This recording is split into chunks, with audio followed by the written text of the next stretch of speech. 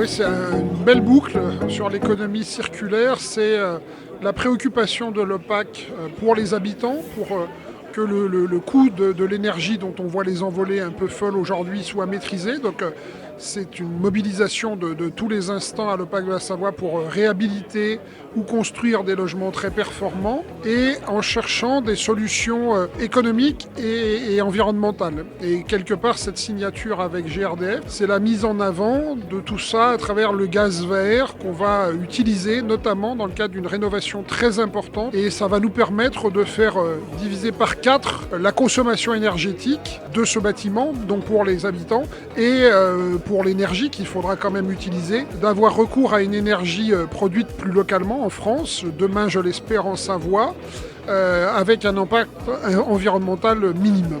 Ah oui, tout à fait. Pour nous, ce partenariat et cette signature illustre la façon dont on aborde la transition énergétique avec nos partenaires, maîtres d'ouvrage, avec un acteur majeur du logement social sur la Savoie, c'est-à-dire utiliser des solutions pragmatiques, diversifiées, permettre de rendre accessible aux locataires de l'énergie renouvelable, du gaz renouvelable et de pouvoir préserver le pouvoir d'achat. Le gaz renouvelable, c'est très simple, c'est un gaz qui est produit à partir de matières organiques. Ça produit naturellement du gaz. Ce gaz est nettoyé, épuré, lavé. Il a ensuite exactement les mêmes caractéristiques que le gaz naturel qui circule dans les réseaux. Ce gaz est injecté et ensuite peut être utilisé dans la chaudière, dans la cuisinière, dans le logement, comme n'importe quel équipement qui utilise du gaz. Bien sûr, on accompagne énormément le développement de cette filière.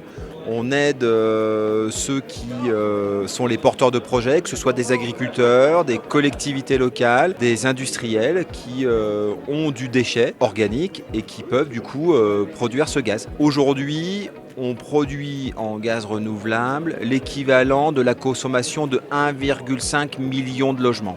On a été sélectionné par l'État l'année dernière. On a lancé le permis de construire à la fin de l'année dernière. On l'obtient et on commence les travaux cet été et on les terminera dans moins d'1 an. Donc c'est un projet extraordinairement rapide qui permettra en moins de 2 ans, entre l'idée et la livraison, d'avoir amélioré le groupe immobilier. Non seulement on travaillera l'énergie, mais on travaillera aussi beaucoup, bien évidemment, le confort.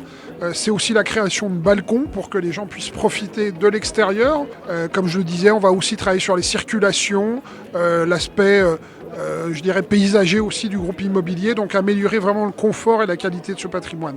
Oui, bien sûr, pour l'OPAC et principalement pour ses locataires, puisqu'il faut pouvoir, effectivement, quand on est sur des offices avec des loyers modérés, que les charges et que tous les fluides ne viennent pas déséquilibrer le budget des familles qui sont déjà soumis à rude épreuve. Et on travaille avec l'ensemble de nos partenaires et aujourd'hui avec GRDF qui vise à définir notre feuille de route pour la décennie à venir, qu'on fera bien sûr évoluer au fil des années, puisque le monde est de plus en plus compliqué et instable, de façon à pouvoir continuer de construire des logements qui soient économes en énergie, mais aussi de faire des réhabilitations lourdes pour pouvoir accueillir encore et toujours mieux nos locataires.